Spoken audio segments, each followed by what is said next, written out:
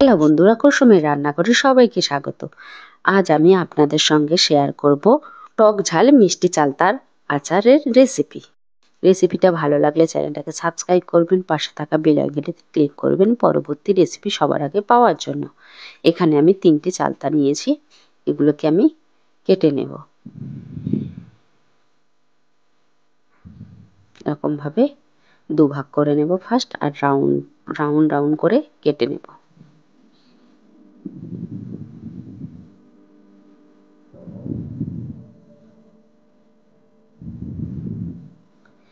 আমি ছুরি দিয়ে গাগুলোকে ছিলে নেব। এইভাবে আমি সবগুলোকে রেডি করে নেব। আমার রেডি হয়ে গেছে, আমি জলে ভিজিয়ে দিয়েছি। এবার এগুলোকে 3 থেকে 4 বার ভালো করে ধুয়ে নেব। আমার ধোয়া হয়ে গেছে, আমি একটা কড়া বসিয়ে দিয়েছি, চালতাগুলো ঢেলে দেব, দিয়ে দেব জল,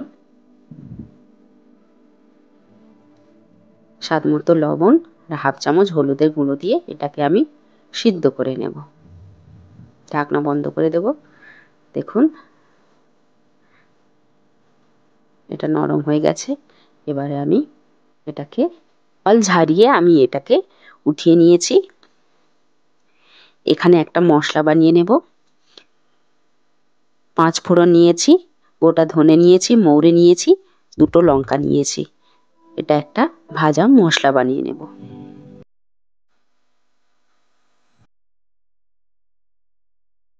এখানে আমি গ্যাসের ফ্লেমটা লো টু মিডিয়াম করে নিয়ে এরকমভাবে আমি ভেজে নেব। যখন এর থেকে সুন্দর গন্ধ বেরোবে এটাকে আমি বন্ধ করে দেব। এটা আমার হয়ে গেছে, একটা প্লেটে ঠান্ডা করে নেব। একটা কড়া বসিয়ে নিয়েছি, দিয়ে দেব সরিষার তেলে আচারের টেস্টটা খুব ভালো হয়। দিয়ে দেব রসুন কুচি, আর এখানে আমি অল্প সর্ষে বেটে নিয়েছি, সেটাকে আমি দিয়ে দেব। চালতার আচারে সর্ষে দিলে টেস্টটা আরও দ্বিগুণ হয়। এরকমভাবে ভেজে নিয়েছি, আমি চালতাগুলো দিয়ে 3 থেকে 4 মিনিট এরকমভাবে আমি নেড়ে নেব। চালতাগুলোকে এরকমভাবে ভেজে নেব।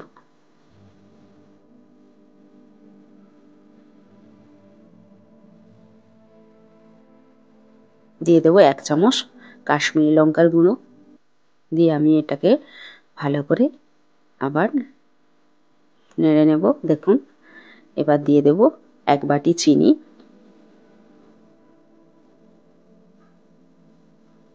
দিয়ে এটা আমি অনবরত নাড়তে থাকবে। দেখুন চিনি থেকে জল ছেড়েছে।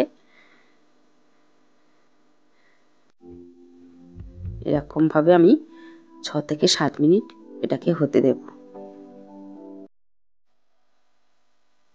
যে ভাজা মশলাটা বানিয়ে নিয়েছিলাম সেটা একটু অল্প করে ওপর থেকে ছড়িয়ে দিয়েছি, দিয়ে আমি ঢাকনা বন্ধ করে 10 থেকে 12 মিনিট এটা হতে দেব। এখানে আমি একটু অল্প ভিনিগার দিয়ে দেব। ভিনিগার দিলে আচারটা অনেক দিন ভালো থাকে। আমি এবার ঢাকনা বন্ধ করে কিছুক্ষণের জন্য হতে দেব। ঢাকনা খুলে দেখব, দেখুন কালারটা চেঞ্জ হয়ে গেছে, কত সুন্দর হয়ে গেছে। এবার আমি ওপর থেকে ভাজা মশলাটা দিয়ে দেব। আবার